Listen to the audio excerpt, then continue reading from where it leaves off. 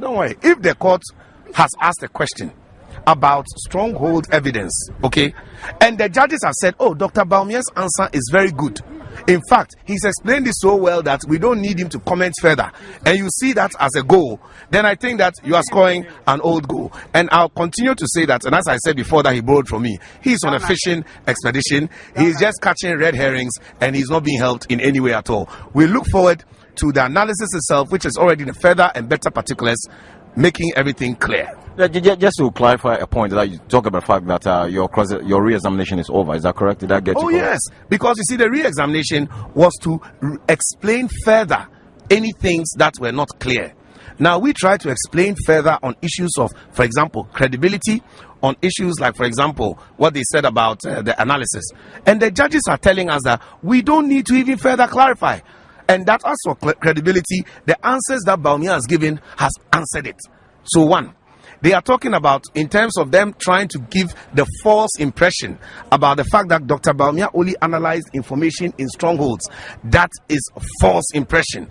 And then they went on further to say that those false impressions have been answered.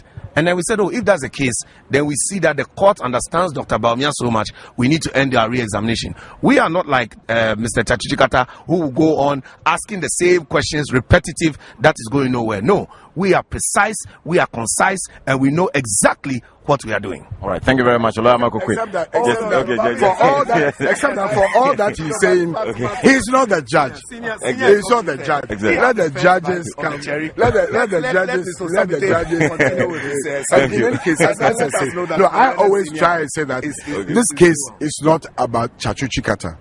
We must get it clear. It's not about Chachuchikata. It's about issues. Now, they have said Chachuchikata didn't know work. He did. It was useless. What they're plowing the same questions and whatnot. Yes, no. I mean, we're just repeating nothing. Like you just said, yes. Now, we were just fishing. Now, after Chachuchikata has sat down, they are asking questions or trying to damage control the damage that has been mortally inflicted on their case by Chachuchikata. No, you keep using the word mortally inflicted. I mean, yeah, in my view, but we are still in court. I mean, the issues have not been exactly. No, the court will decide. Look, I'm saying that the court. Look, I'm saying this because I have my colleague. He's speaking for his side. I'm speaking for my side. Yeah, but you know that from the perspective of lawyers, I mean, viewers would like to hear from precisely what happened in the court, and without the political colorization. Yes, exactly. For want of a better word. That is why I I said that we should limit ourselves to what happened today. There have been 8 major attempts to re-examine. 6 of them have gone against them. You understand? 2 are yet to be determined. That's all that I'm saying. True. That you say 2 are yet to be determined, because on the issue of the list of 704 we were allowed in. And also on the question of 1,800 pink sheets we are allowed. So you see, he's even right here. He's giving them.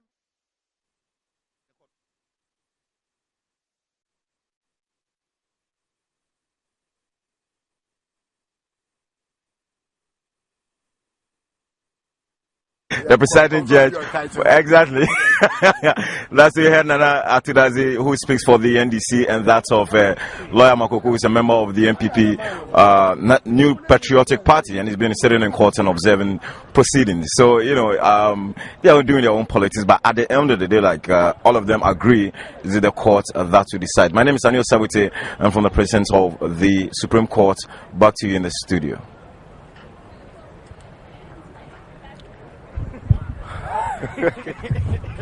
Politicians.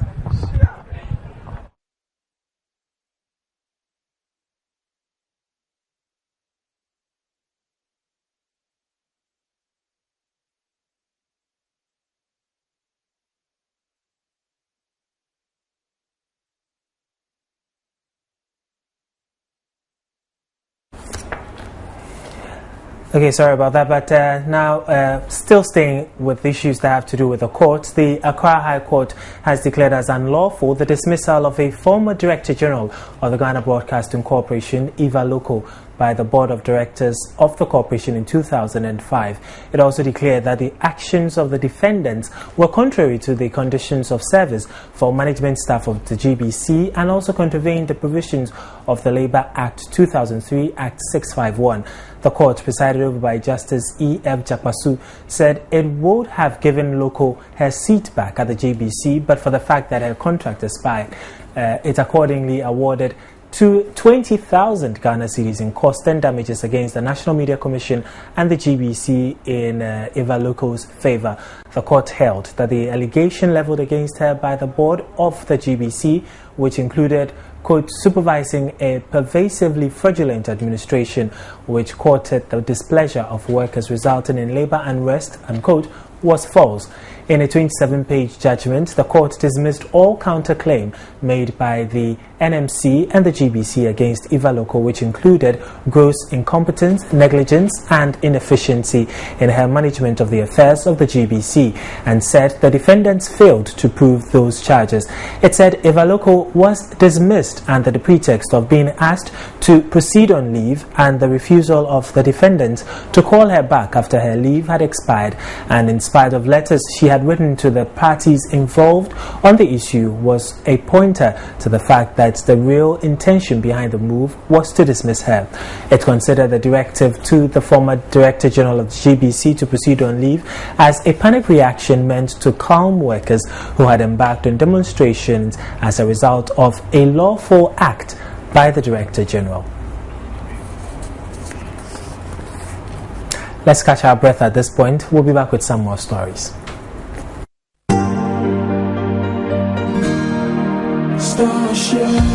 I'll take care of you. All it takes is letting go. I'll always be by your side. It's only when you do that you truly win. Wipe away your tears. I'll be your best friend. That's when you experience the magic of each moment. Like it's the first time. All it takes is letting go. A great man once said, the world is won by those who let go. At Star Assurance, we take care of the things you care about, so you are free to be all you can be. Let go and let Star. Talk to us today. Star Assurance, your solid partner. Glory is never easy, and that's why 4 teams tonight will be battling for the right to represent Ghana in the new Pan-African Guinness Football Challenge. Teams from Cameroon, Ghana, Kenya, Uganda and Tanzania face off in a titanic battle to find the Pan-African champions of the Guinness Football Challenge. Now this is the show that harnesses your passion for the beautiful game. This year, teams from across Africa will pit their brains and bronze against each other. Only this time, the stakes are much higher. The new season of the Guinness Football Challenge is heading out across Africa, and with $250,000 at stake, watch out for fireworks. It's gonna be a blast. Take on the all-new African Guinness Football Challenge today and show us what you're made of.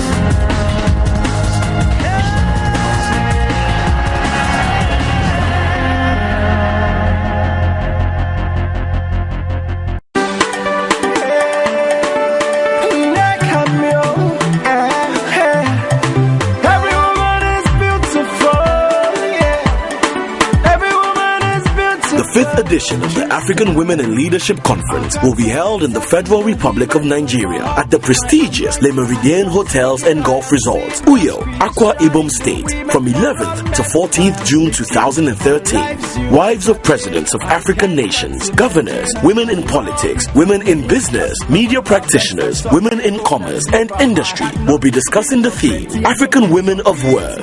Facilitators are distinguished African women leaders with outstanding records and wisdom to share. The conference will provide positive strategies for positioning African women in a dynamic and evolving world. The event culminates in the must-attend gala and awards night. We welcome you to Akwa Ibom, the land of uncommon transformation. Welcome to Nigeria. For registration, contact us on the following number. Make me feel so helpless, cause creation is so buttless and I'm speechless.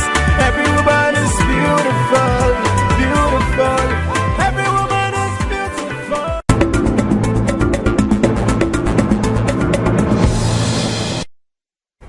Now, pharmacists in government hospitals have insisted that they would continue with their strike until they are placed on the appropriate salary levels. The association GHOSPA insists that government and the Fair Wages and Salaries Commission should be held responsible for any consequences emanating from the prolonged withdrawal of services. It rejected a decision by the government to set up a committee to look into the impasse between them and the Fair Wages and Salaries Commission, arguing that the National Labour Commission (NLC) had already ruled on the matter and issued directives. GHOSPA says it doubts the status of the new committee inaugurated by the Health Minister on the 15th of this month. According to Patrick Kumi, the new body is not a cabinet subcommittee as earlier proposed by the sector minister and the chief of staff. He says the statutory mandate and legal effect on the outcome of his deliberations remain unclear to GHOSPA members. He explains the association is on strike because of what he describes as impunity on the part of the Fair Wages and Salaries Commission and the inability of the Labour Commission to go to court to seek enforcement of his orders. Patrick Kumi said the pharmacists will not return to work until they are placed on the appropriate salary level, adding government and the FWSC would have to take the blame for any consequences arising from their action. GHOSPA members have gone through the necessary and requisite processes for the last 2 years aimed at addressing a simple issue, and that is the migration of pharmacists onto the single spine salary structure. After going through these processes at the National Labour Commission, the commission that is legally mandated to resolve these issues, the commission has come out with its award. But the Fair Wages and Salaries Commission has refused to implement the ruling. We found that as we say, unacceptable, because we want to build strong institutions. We have actually availed ourselves to the working of an institution, and after coming out with the ruling by that institution, another institution says they will not comply by the ruling. For us, the way to go is not the formation of a committee, because the formation of the committee is even deemed as a political interference in the issue. He also warned hospital administrators against what he describes as subtle threats to some of their members. Mahmoud Mohammed Nuruddin's report for Joy News.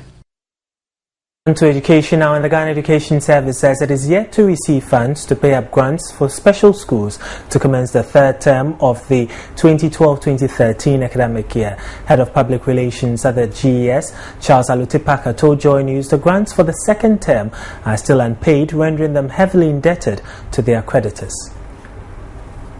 In the operations, about 34 special schools across the country are still on holidays, though they were due to resume for the final term of the academic year last week. But key managers of pre-tertiary education, the Ghana Education Service, say they are still waiting for funds to be released to them. We at the Ghana Education Service, we don't control the national purse, and therefore I am constrained to speak as to the reason why the monies have delayed, why they have not gotten their monies. I'm constrained.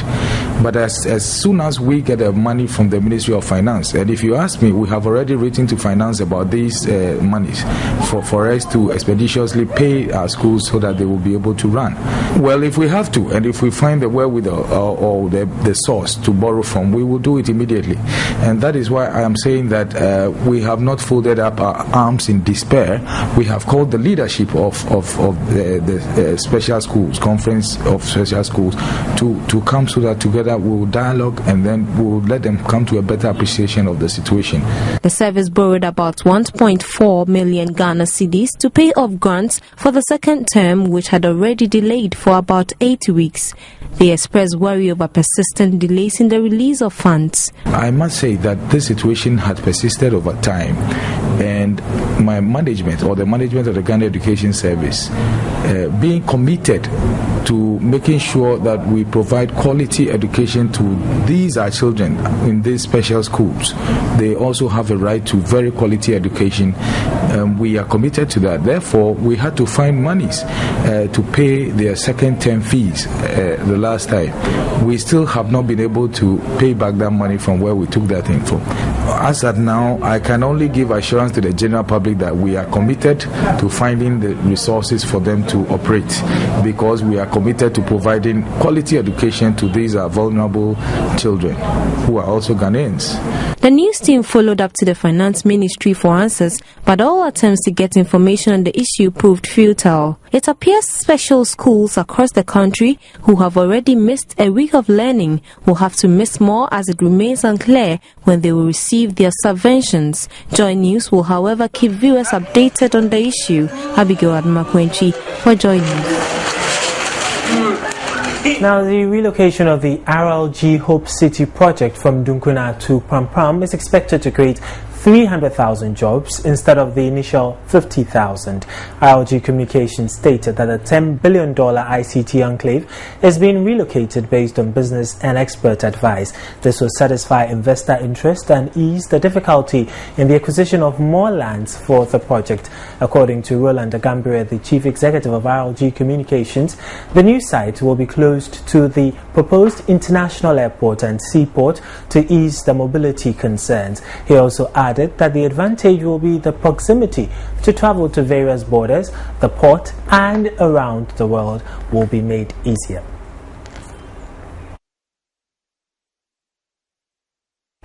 Now, the Pan-African Parliament, or PAP, also known as the African Parliament, is the legislative body of the African Union and held its inaugural session in March 2004.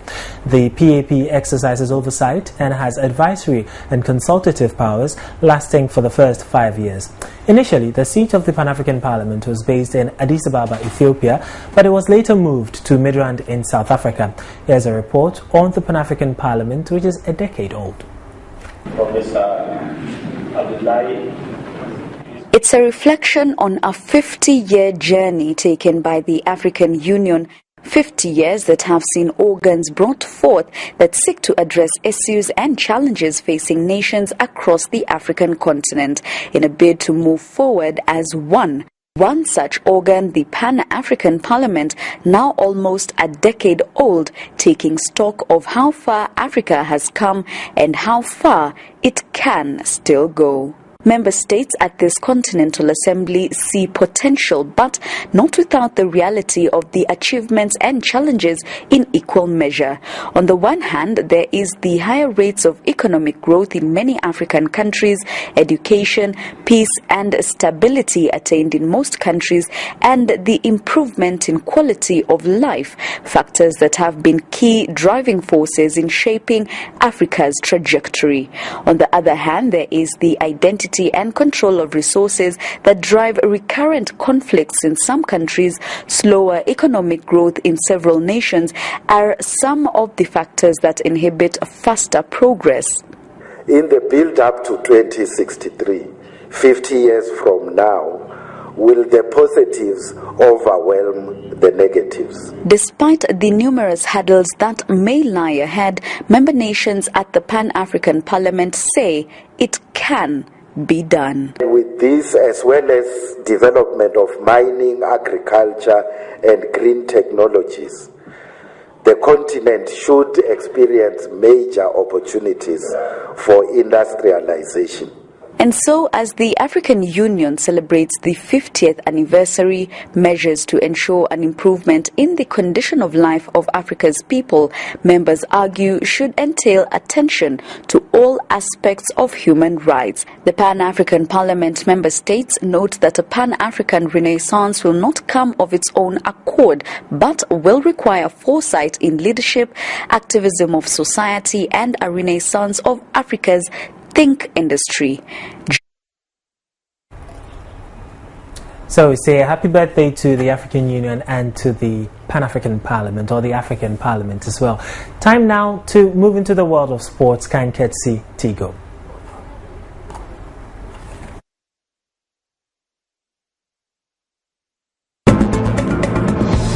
The Ghana midfielder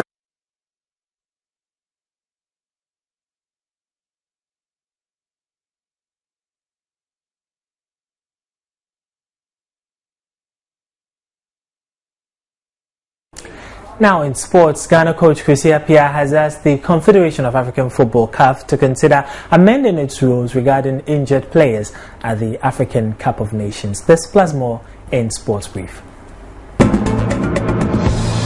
The Black Stars coach made the suggestions during a recent CAF symposium to analyze 2012 and 2013 editions of Africa's flagship football competition. CAF regulations prevent sides from replacing their players when injured during the 3-week competition.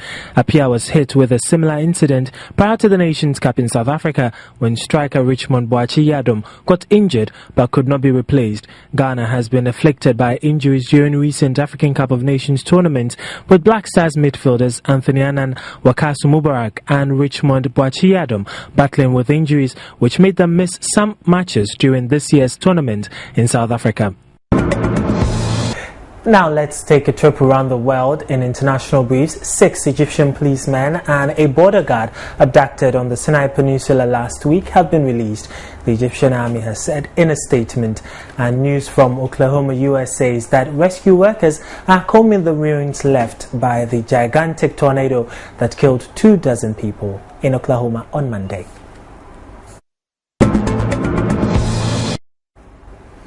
Now let's do some international business. German software company SAP says it hopes to recruit hundreds of people with autism, saying they have a unique talent for information technology. The firm said that by 2020, 1% of its global workforce of 65,000 employees would be people with autism. Autism is a developmental disorder that can cause problems with social interaction and physical behavior. However, some people with the condition are highly intelligent and have a keen attention to detail. SAP executive Luisa Delgado said the company believes that innovation comes from the edges. And that's, well, some really interesting note in the world of business. But of course, we have to be making way for the Supreme Court, which should be returning anytime soon. But before we go, a second look at our headlines. Several major road projects in the country may delay or may never be completed on time because of government's inability to pay the contractors on time. And ahead of the African Union's 50th anniversary this week, we've been looking at the work of the Pan-African Parliament. My name is Nia Krofis Matabe. Many thanks for your company. Do have a blessed afternoon.